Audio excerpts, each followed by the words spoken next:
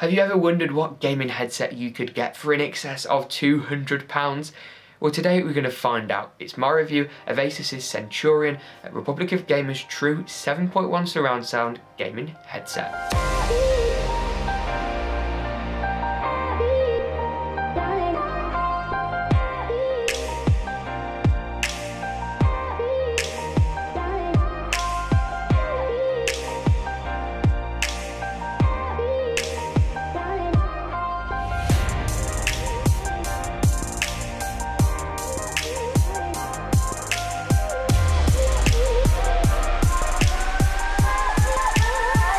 Are you ready?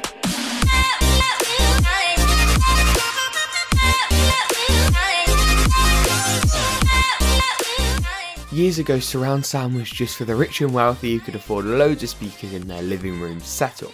But in recent years, the market has been plagued with virtual 7.1 surround sound gaming headsets that use a single driver in each ear with software to emulate surround sound, and they can be pretty damn believable.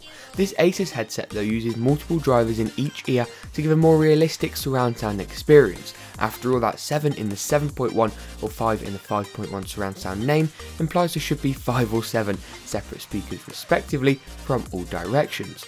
This physical surround sound is stupidly believable and gives quite the shock in games, especially when coming from other gaming headsets featuring that aforementioned virtual surround sound technology. Whilst this much more realistic surround sound with separate drivers all suited to their intended frequencies provides a raft of improvements, there is one notable downside you get. Because of more drivers, the drivers end up being smaller in size so they can all fit in. This leads to somewhat of a sacrifice in the lower end over something like their 7.1 Strix headset with its massive 60mm drivers. The bass there can be punchy, it just isn't quite as full or bellowing as a single larger driver. Overall though, the mids and the treble definitely sound cleaner, they're not being distorted so much by that bass, and the sound quality is certainly better. That's not to say the EQ can't be adjusted though, and it works as a nice segue to the included controller and amp, which ASUS dubbed the Audio Station. It's a great little unit that allows for control over every element you could care about on this headset. From the audio EQ profiles inbuilt each recommended for a different game genre, to 16-step volume adjustments for each surround sound channel, side, rear, centre front and sub, which is your bass. It also features their active noise cancellation technology, where a little mic in the amp counters outside noise. ASUS claim this reduces more than 90% of outside noise, but from the already passively noise cancelling over-ear design to the sound being played from games, music and the like, you can't really test this all that well. Nevertheless, it's an appreciated feature, if perhaps a tad unnecessary. The unit also allows control over other elements such as the lighting mode. You can change this from static to breathing on the red ROG logo. You can change the overall volume and adjust the mic volume or mute it if you wish. The center wheel allows you to easily and intuitively turn up the volume with a nice clicky tactile feedback. It also works with push to mute functionality, which is great to see. Not only that, the audio unit also works as an amp for external speakers, essentially working as an audio switch or a very basic mixer. You can plug in anything from a 2.1 audio setup to fully fledged surround sound speakers, with the option to change the output from the speakers to the headset and vice versa with a tap of the button. This means you don't have to cycle between Windows outputs in the sound menu, a pain I deal with daily. The main reason this unit exists though is one that I would imagine is going to annoy a few people. This headset uses a HDMI cable which has notable sound quality advantages, and there's a few reasons for that. This unit plugs into your PC with USB and has a HDMI port for your headset. The cable is sadly unremovable with no wireless option available, and some people that's going to be a massive deal breaker on a headset that costs £200. On top of that, the cable's unremovable. Yep, it's on forever. There's no adding longer or shorter cables, and if it were to break, then you've probably got an issue. Thankfully though, this headset's cord is rugged enough, it doesn't look like it's exactly easily damaged. The non-removable cord, it certainly took me by surprise, but that is one trade-off you have to make if you want the true 7.1 surround sound. The reasoning behind the HDMI connection is what you have to keep in mind before you beat your keyboard with hateful words about this headset in the comments below.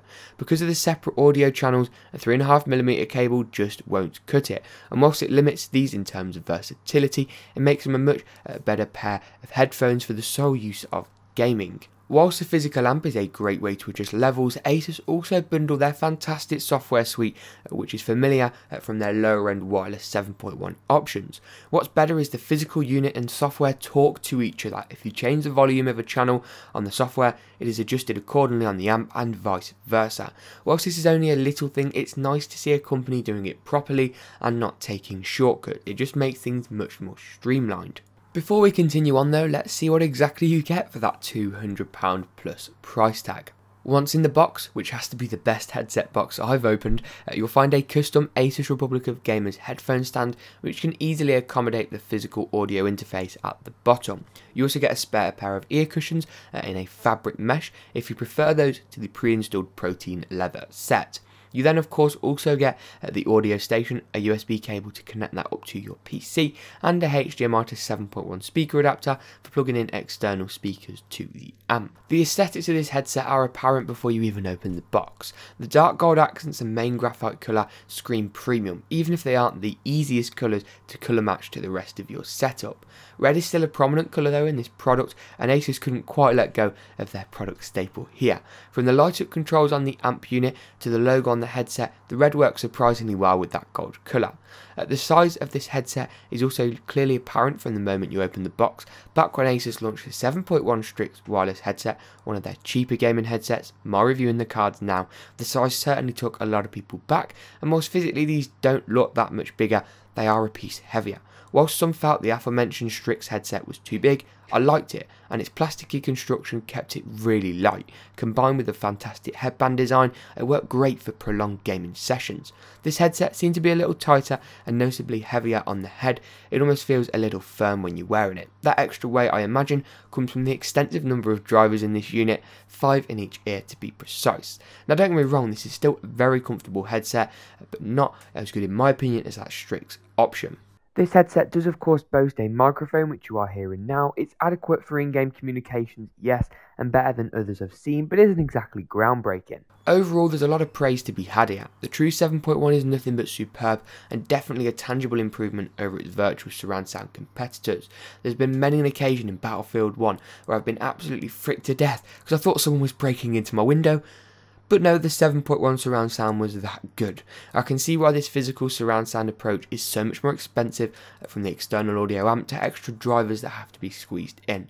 I appreciate that the external audio control box is necessary, and I'm glad ASUS decided to actually make it useful rather than just a burden, with controls that come in really handy. The design screens expensiveness and the audio quality speaks bounds. The weight will be a sticking point for some, but if you can work with that, then what can I say?